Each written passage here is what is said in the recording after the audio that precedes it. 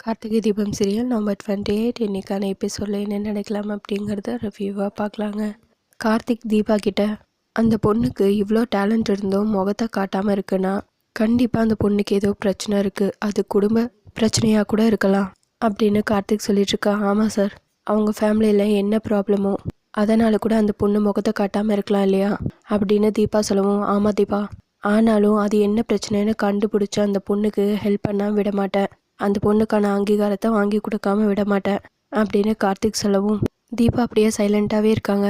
Okay Deepa, இந்த பிரச்சனையில் நீங்களும் எனக்கு ஹெல்ப் பண்ணும் அப்படின்னு கார்த்திக் கேட்கவும், என்ன சார் இது, எனக்கு ஹெல்ப் பண்ணுறதுக்கு எங்கிட்டயே உதவி கேட்குறீங்களே சார் அப்படின்னு தீபா யோசிச்சுக்கிட்டே இருக்காங்க.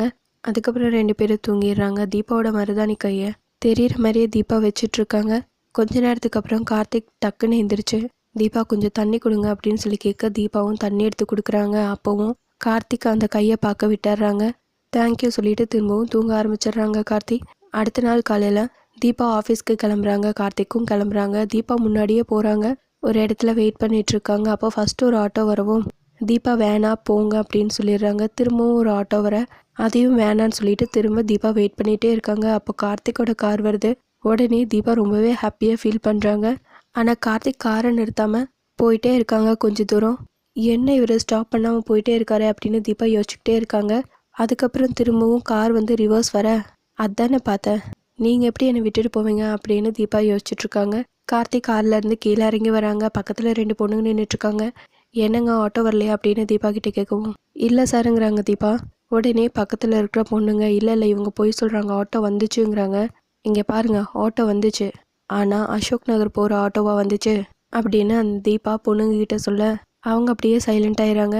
சரி வாங்க போகலாம் அப்படின்னு கார்த்திக் தீபாவை கூட்டிகிட்டு போகிறாங்க. ஒருவேளை இந்த பொண்ணு இவர் கூட போகிறதுக்காக தான் வெயிட் பண்ணிட்டு இருந்திருக்கும் போல இருக்குது, அதனால தான் ஆட்டோ வேணான்னு சொல்லிடுச்சு போல இருக்குது அப்படின்னு அந்த பொண்ணுங்க 2 பேரும் பேசிகிட்டு இருக்காங்க. அதுக்கப்புறம் தீபா கார்த்திக்கிட்ட, என்ன சார் என்னை பார்த்தும் கார் நிறுத்தாமல் போயிட்டீங்க அப்படின்னு கேட்க, அதான் முதலாளி அம்மாவை பார்த்ததும் கார் சடனாக நின்றுச்சே, நான் சரியாக கவனிக்கல தீபா அப்படின்னு கார்த்திக் சொல்ல 2 பேரும் அப்படியே சிரிச்சுக்கிட்டே இருக்காங்க. அதுக்கப்புறம் தீபா போகிற வழியில் கோயிலுக்கு போயிட்டு போகலாம் சார் அப்படின்னு சொல்ல, அதனால் என்ன தீபா கண்டிப்பாக போகலாங்கிறாங்க கார்த்திக். அதுக்கப்புறம் 2 பேரும் கோயிலுக்கு போகிறாங்க. சாமியெல்லாம் கும்பிட்டு பிடிக்கிறாங்க. அங்கே குறி சொல்கிற ஒரு அம்மாவை பார்க்குறாங்க. தம்பி, நீங்கள் குழப்பத்தில் இருக்கீங்க, அந்த குழப்பத்தை நான் தீர்த்து வைக்கிறவங்க கையை காட்டுங்க, 50 ரூபா தான் தம்பி அப்படின்னு அந்த குறி சொல்கிற அம்மா சொல்லவும் கார்த்திக் அதெல்லாம் வேணான்னு சொல்கிறாங்க. தம்பி, உங்களுக்கு இருக்கிற எல்லா குழப்பமும் தீர்ந்துரும் அப்படின்னு அந்த அம்மா சொல்லவும் சரின்னு கார்த்திக்கும் கையை நீட்டுறாங்க. கையை பார்த்ததுமே உங்கள் பிரச்சனைக்கு கூடிய சீக்கிரமே ஒரு தீர்வு கிடைக்கும் அப்படின்னு சொல்லவும் உடனே கார்த்திக்கு பல்லவி ஞாபகம் வந்து அதுக்கான தீர்வை தான் இவங்க சொல்கிறாங்க அப்படின்னு புரிஞ்சுக்கிட்டு பாக்கெட்லேருந்து 50 ரூபா எடுத்து கொடுக்குறாங்க அந்த அம்மாவுக்கு. அதுக்கப்புறம் தீபாவோட கையை காட்ட சொல்கிறாங்க. தீபாவும் வேணான்னு சொல்லிகிட்டே இருக்காங்க. அதுக்கப்புறம் கார்த்திக் இருந்து கை நீட்ட சொல்கிறாங்க. சரின்னு தீபா கை நீட்டுறாங்க. கையெல்லாம் நல்லா பார்த்துட்டு, நீயும் சின்ன வயசுலேருந்து ரொம்பவே கஷ்டப்பட்டு தான் வந்திருக்க, ஆனால் எத்தனை கஷ்டம் வந்தாலும் அதையெல்லாம் தாண்டி போயிடுவ, உன்னோட வீட்டுக்காரருக்காக நீ உயிரையும் கொடுப்ப, உனக்கு இருக்கிற எல்லா பிரச்சனையும் குழப்பமும் தீர்ந்து இனிமேல் நீ நல்லபடியாக வாழ போகிற அப்படின்னு குறி சொல்கிற அம்மா சொல்லிட்டு இருக்காங்க. இன்னொரு பக்கம் கார்த்திக் கை நீட்டு இருக்க தீபாவையே பார்த்துட்ருக்காங்க. தீபாவோட கையை பார்த்ததுமே கார்த்திக் லைட்டாக டவுட் வர ஆரம்பிக்குது. ஆனாலும் எதுவுமே சொல்லாமல் கார்த்திக் பாட்டுக்கு வெளியே கிளம்பி போகிறாங்க. தீபாவும் பின்னாடியே போகிறாங்க. என்ன இது, கார்த்திக் சாருக்கு டவுட் வந்துருச்சோ, நம்ம கையே பார்த்துட்ருக்காரே, இவர் எதுவுமே பேசாமல் போகிறாரே, ஒரு வேளை கண்டுபிடிச்சிருப்பாரோ அப்படின்னு தீபா யோசிச்சுக்கிட்டே இருக்காங்க. அதுக்கப்புறம் கார்த்திக்கிட்ட, சார் ஏன் சார் எதுவுமே பேசாமல் போகிறீங்க அப்படின்னு கேட்க தீபா ஒரு நிமிஷம் உங்களோட கையை காட்டுங்கங்கிறாங்க கார்த்திக். தீபாவும் கையை நீட்டுறாங்க.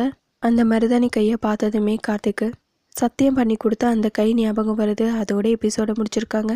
உங்களுக்கு இந்த வீடியோ பிடிச்சிருந்தா லைக் அண்ட் சப்ஸ்கிரைப் பண்ணி நம்ம சேனல் சப்போர்ட் பண்ணுங்கள். தேங்க்யூ.